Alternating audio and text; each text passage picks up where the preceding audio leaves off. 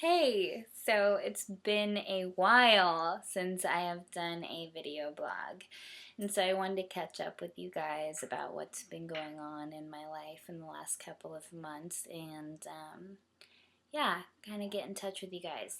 So I think I want to start first by kind of addressing everything that has been in the media lately about Tess. I've been getting a lot of emails about it, and these last couple of months and especially these last couple of weeks have definitely been really intense, but really cool at the same time.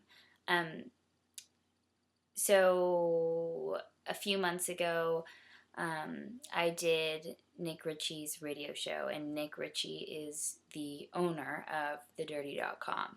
And it was actually a really cool experience, and I was dreading it at first, but I had a lot of realizations. I'm in this recovery journey, and it's just been an incredible learning experience for myself. And a lot of good things have come out of it. You know, it's very spiritual, and it's just been incredible. And during this process, I've done a lot of writing, and I was able to see, my part in a lot of my relationships, and in a lot of the people, places, and things that I was angry about, and it's a journey for sure. But when Nik contacted me, um, I was so nervous, but I was able to make an amends to him and to tell him that, a lot of the things that he was posting about me were correct. Were correct. And, it's that website was definitely one of the things that really brought me to that emotional bottom, and that feeling of just like, oh, who am I? And I didn't know. And that's another cool thing about this process, that I've really been able to get to know who I was, and to get to know the real Alexis, the inner light in me, and to really explore this world sober has been incredible.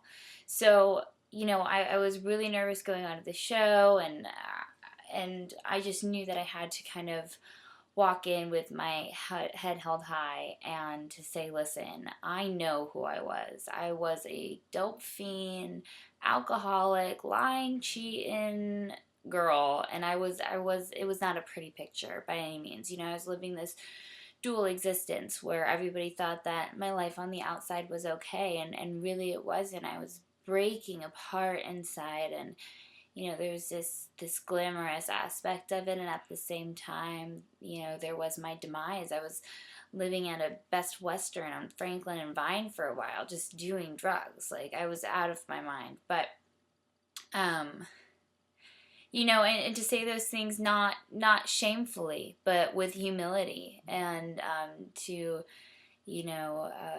not be looking for validation or acceptance from others anymore, and to being like, I know that I'm okay, and that I'm accepted by my understanding of God, and by myself. And that's an incredible experience. So, went on the show, and we discussed Tess. And shortly after we had this discussion about Tess, she had an arrest. It was on TMZ. It was in January, and that's how I found out about it, actually, is on TMZ, which is nice when you find stuff about your sister out like that on a media outlet. But I did, and we hadn't spoken since she left treatment with me. So it's been about a year now, and I remember shortly thereafter I did a blog about her, and I mean, wow, have my perspectives kind of changed. I don't want to change anything that I said back then, because that's kind of where my head was at. But now that I'm able to see my part in things, it's a little bit different. But shortly thereafter, she contacted me, and and she really was desperate to change and desperate for help. And this is what me and my family, and I'm sure many others, have been praying for. Because I think that's really what it takes. I mean, it doesn't matter how many times you go in and out of rehab, or you change your spiritual practice, or you change your diet, or whatever it might be.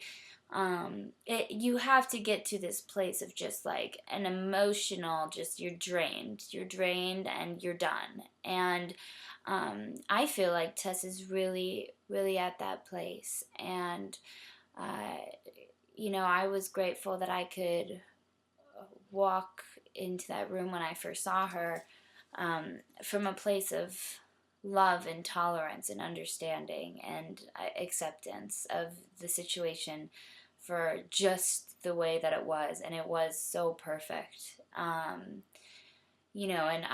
I've educated myself a lot about this disease that I have of addiction and alcoholism. I just completed school to become a drug and alcohol counselor in October.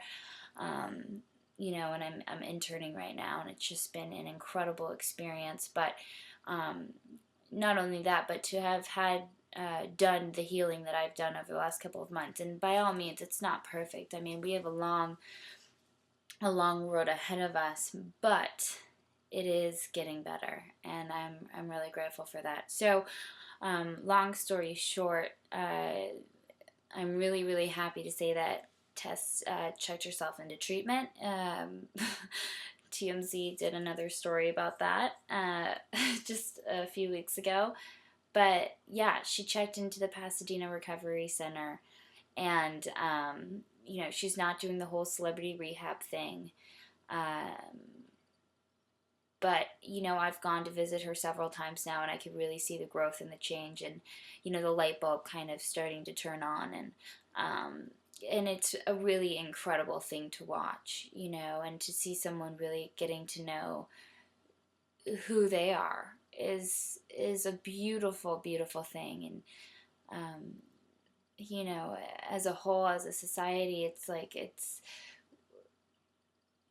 we're just like always just so on automatic pilot that I feel like sometimes like we forget who we are. I mean, it's so easy to do, and I know it. And even in my life today, sometimes I'll catch myself and I'll be like, wow, like I need to slow down and take some time to kind of get into this moment. And I think that that's like the biggest thing that I've been working on lately is slowing down to catch up. Like, I've realized that if I go, that I never get anywhere, ever.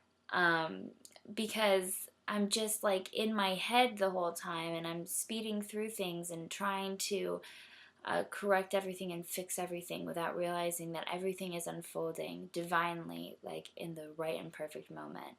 And I know that when I slow down and I recognize those moments and I'm present in the moment, that I'm able to see it, and I'm able to take that direction, and I'm able to walk into things with my head clear and calm and focused. And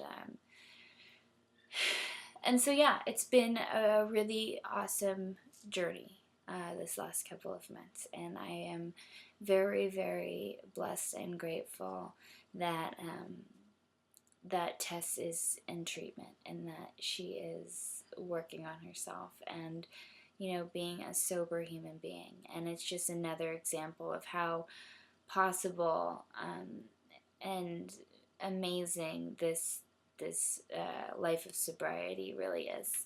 So I think that's it, and I love you all, and I'll make sure to do another video blog soon. All right.